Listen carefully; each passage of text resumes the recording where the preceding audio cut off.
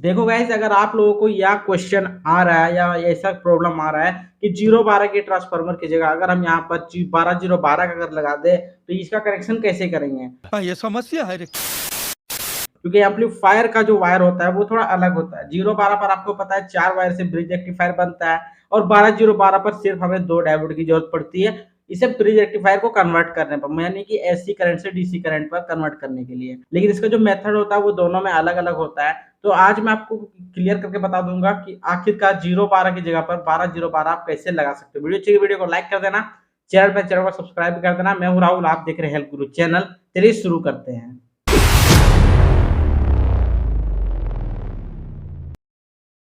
देखो गाइस, मैं आपको सिर्फ समझाने के लिए यहाँ पर एक छोटा सा मैं ट्रांसफार्मर को बना रहा हूँ और ये ट्रांसफार्मर हमारा 012 का ट्रांसफार्मर होने वाला है। अगर यहाँ पर 12012 के पहले मैं बता दूंगा तो आपको थोड़ा यहाँ पर प्रॉब्लम हो जाएगा। तो यहाँ पर समझ लो कि ये हमारा 012 का ट्रांसफार्मर है जिस पर हमें 2 पॉइंट इनपुट के देखने को मिल जाते हैं।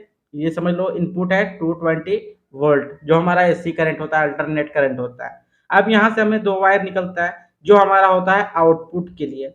अगर आउटपुट पर यहाँ पर सपोज ये 0 है और ये 12 है तो आप इस पर डायरेक्ट कोई भी सर्किट को यूज नहीं कर सकते हो। या अगर एक एलईडी को यूज करते हो तो एलईडी को भी आप यहाँ पर आसानी से यूज नहीं कर सकते हो, क्योंकि अभी जो इस पर 12 वोल्ट निकल रहा है वो निकलेगा हमारा डायरेक्ट एसी वोल्ट और जो होगा अल्टरनेट करेंट। सपोज डेट ये हमारा हो गया डायोड। डायोड पर में 2 पट्टी देखने को मिल जाते हैं, एक होता है प्लस का, एक होता है माइनस का। माइनस आपका किधर होता है, जिधर सिल्वर पट्टी होती है, क्योंकि जब भी हम वोल्टेज देते हैं इनपुट करते हैं तो इनपुट ब्लैक पट्टी पर देते हैं और उसी का जो आउटपुट निकलता है वो होता है डायोड के सिल्वर वाली पट्टी की तरफ। ये देखिए, मैं यहाँ पर नेगेटिव वाले पॉइंट को बना चुका हूँ। अब यहाँ पर देखो, एक हमें यहाँ पर लगाना है, एक हमें यहाँ पर लगा देना है। ये जो 2 पट्टी है, मैं इसे पॉजिटिव नेगेटिव बना देता हूँ, ये दोनों हमारा एक साथ सोल्डर हो जाता है। अब ये आउटपुट का प्लस हो जाएगा। अब यहाँ पर बात करें इस वाले पट्टी की, ये जो 2 प्लस पॉइंट हमारा बचता है ये 2 प्लस को हमें एक साथ लगा देना पड़ता है, जो हमारा आउटपुट का माइनस बचेगा। अब सीधा समझो, ये डायोड का नेगेटिव और इस डायोड का पॉजिटिव हमारा खाली बचा हुआ है, तो ये हमारा एक साथ कनेक्ट होता है और ये वाला भी हमारा एक साथ कनेक्ट हो जाता है। अब यहाँ पर आपको देखना है, इसका जो 0 वाला वायर होगा उसे आपको डायरेक्ट इसके साथ कनेक्ट कर देना है और जो ये 12 वाला है 12 वाले को यहाँ पर कनेक्ट कर देना है। अगर मैं इधर से आपको दिखाऊं शॉर्टकट से कुछ इस तरीके से, ये हमारा 12 का वायर भी कनेक्ट हो चुका है। अब यहाँ पर हमें 2 पॉइंट देखने को मिलता है, एक होता है आउटपुट का, लेकिन अभी भी यहाँ पर डीसी सप्लाई कन्वर्ट नहीं हो चुका है, क्योंकि यहाँ पर हमें लगाना पड़ता है कैपेसिटर। और कैपेसिटर का सबसे बड़ा रोल है कि वो हमारे एसी वोल्टेज को डीसी में कन्वर्ट कर देता है और वो एक तरह समझ लो कि प्योर कन्वर्ट करता है डीसी में। अब यहाँ पर एम्पियर के हिसाब से आपको कैपेसिटर को यूज करना पड़ेगा। अगर यहाँ पर 2 एम्पियर की ट्रांसफार्मर आप यूज कर रहे हो तो आपको कैपेसिटर जो होगा वो 2200 यूएफ का लेना पड़ेगा, क्योंकि 12 वोल्ट तो आपका ट्रांसफार्मर दे रहा है। तो कम से कम आपको 25 वोल्ट का कैपेसिटर लेना है और एम्पियर के हिसाब से 2200 यूएफ का या 3300 यूएफ या 4400 यूएफ का कैपेसिटर आप इस पर यूज कर सकते हो। अब आपको कैपेसिटर का प्लस यहाँ पर लगा देना पड़ेगा और माइनस को यहाँ पर लगा देना पड़ेगा।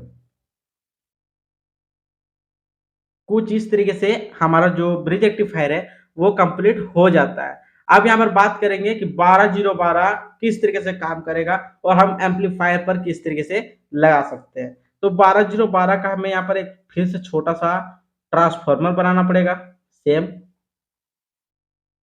ये हो गया हमारा ट्रांसफार्मर कंप्लीट। अब यहाँ पर हमें टोटल 3 वायर देखने को मिलते हैं, एक ये होगा 2 और ये होगा 3 और 2 वायर हमें देखने को मिल जाएंगे इसके इनपुट के। इनपुट हमारा सेम ही होता है हमेशा 220 वोल्ट एसी का। अब यहाँ पर एक है 12, दूसरा है 0 और तीसरा है 12। अगर हम यहाँ पर 0 वाले वायर को अगर छोड़ भी देते हैं, सिर्फ 12 और 12 को कनेक्ट करते हैं, तो यहाँ पर हमें 24 वोल्ट इनपुट देखने को मिलेगा, जो हमारे वेरिएबल पावर सप्लाई बनाने पर यूज होता है। मैंने इसे बनाया था, अगर आप बनाना चाहते हो चैनल को विजिट करो, उस पर आपको देखने को मिल जाएगा। अभी यहाँ पर देखो, हमारा जो एम्पलीफायर होता है, एम्पलीफायर पर ब्रिज रेक्टिफायर कौन सा लगा हुआ होता है, 4 वाला, लेकिन इस पर जो हमारा रेक्टिफायर बनता है वो होता है 2 वाला।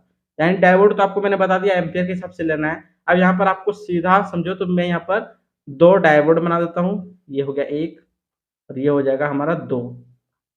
ये 2 डायोड हमारा बन गया, ये होगा हमारा माइनस और ये हो जाता है प्लस। सॉरी गाइस, ये होगा प्लस ये होगा माइनस, आप थोड़ा देख लेना। अभी इसका जो वायर है वो हमारा 12 इस पर लग जाता है और एक 12 जो वायर है वो हमारा इस पर लग जाता है। अब इन दोनों वायर को एक साथ हमें कनेक्ट करना पड़ता है, जो हमारा दोनों डायोड का सिल्वर पट्टी यानी माइनस पिन होता है। अब यहाँ पर माइनस पिन जैसे कनेक्ट होता है तो यहाँ पर सेम वही प्रोसेस है कि बिना कैपेसिटर का यहाँ पर कोई भी हमें एसी करंट या डीसी करंट कन्वर्ट नहीं मिलता है। अब यहाँ पर कैपेसिटर यूज करना पड़ता है। कैपेसिटर का समझो, इस पर तो आप देख लिए थे कि 0-12 का हमें इन दोनों वायर कनेक्ट करना था, लेकिन इस पर थोड़ा अलग है क्योंकि 0 वाला वायर हमारा छूट चुका है, मतलब इसका कनेक्शन नहीं है और 12 का कनेक्शन मैंने कर दिया है। 12-12 करने पर ये पैरेलल कनेक्शन मिल जाता है, यानी कि 12 वोल्ट आपको यहाँ से भी मिलेगा और 12 वोल्ट आपको इस जगह से भी देखने को मिल जाएगा। अभी यहाँ पर डायरेक्ट हमें एक कैपेसिटर को यूज करना पड़ेगा, जो आप एम्पियर के हिसाब से लगा सकते हो। समझ लो ये माइनस हो गया है और ये हमारा पॉजिटिव हो गया। पॉजिटिव वाले पॉइंट को डायरेक्ट पॉजिटिव के साथ लगा देंगे और जो 0 वाला वायर है उससे आपको डायरेक्ट कैपेसिटर पे लगा देना है और जो हमारा आउटपुट निकलेगा वो होगा हमारा यहाँ से और यहाँ से। यानी जब भी आप ब्रिज रेक्टिफायर पर आउटपुट लेते हो तो आप देखना जहाँ पर कैपेसिटर लगा हुआ होगा उसी जगह से आपको आउटपुट पिन निकालना है। लेकिन अब यहाँ पर थोड़ा समझो कि हमने तो यहाँ पर बना दिया, लेकिन ब्रिज रेक्टिफायर हमारा 2 डायोड का तो नहीं होता है, 4 डायोड का एम्पलीफायर में लगा हुआ होता है। अब उस कंडीशन पर आप एक वायर को रिमूव कर सकते हो, यानी कि एक वायर को आप हटा सकते हो। तब यहाँ पर कितना बन जाएगा 12 0 0 12।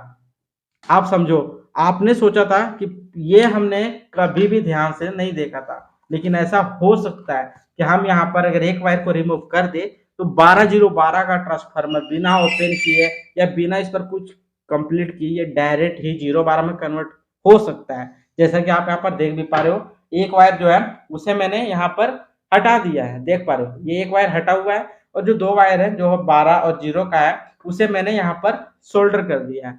अब ये काम भी करता है या नहीं करता है तो अभी मैं आपको चेक करके दिखाता हूँ। वैसे मैंने शॉर्ट्स के थ्रू मैंने आपको पहले वाले वीडियो पर मैंने बताया था कि आपको एक ट्रिक में बताने वाला हूँ जिस पर 12-0-12 को आप 0-12 में कन्वर्ट कर सकते हो। देखो वायर जो है वो अभी भी ऊपर में झूल रहा है, मतलब वायर जो है वो रिमूव है और सिर्फ 12 और 0 का वायर एम्पलीफायर के साथ कनेक्ट है। यहाँ पर स्विच भी थोड़ा खराब है तो स्विच को मैंने डायरेक्ट कर दिया है। अब देखो ये है हमारा एसी का कोड।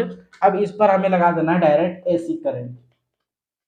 ये देखो अभी मैंने इसे पावर दे दिया है। अब पावर लगाने के बाद जो यहाँ पर करंट है वो आना स्टार्ट हो चुका है। ये देखिए ब्लूटूथ पैनल जो है वो सक्सेसफुली काम कर रहा है। और ऐसा नहीं है कि अगर आप इसे लगाते हो इस तरीके से तो ये खराब हो जाएगा, बिल्कुल खराब नहीं होने वाला। देखो मैं मोड चेंज करके दिखा रहा हूँ, ये एफएम मोड पर चला गया है, देख सकते हो।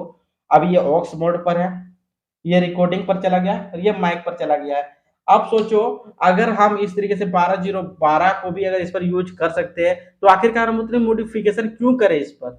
अगर हम 12-0-12 को इस पर यूज कर ही सकते हैं तो हमें 0-12 ट्रांसफार्मर लेने की जरूरत भी नहीं पड़ेगी। और आपने काफी सारे ऐसे वीडियोस देखे हैं जिस पर आपको एक ही ट्रांसफार्मर पर 5 वोल्ट के लिए डीसी करंट और 12 वोल्ट के लिए भी आपको एक ही ट्रांसफार्मर पर दिया जाता है और वो ट्रांसफार्मर भी आप इसी ट्रांसफार्मर से बना सकते हो। अगर आप चाहते हो कि उसकी वीडियो भी जल्दी आए तो उसके लिए आपको इस वीडियो को लाइक और चैनल को सब्सक्राइब करके नीचे कमेंट सेक्शन पर बताना है कि हमें वो वीडियो चाहिए। अगर आपको ये वीडियो अच्छा लगा तो वीडियो को लाइक और चैनल को सब्सक्राइब कर दो। मिलते हैं नेक्स्ट वीडियो पर किसी और न्यू टॉपिक के साथ, तब तक के लिए जय हिंद जय भारत।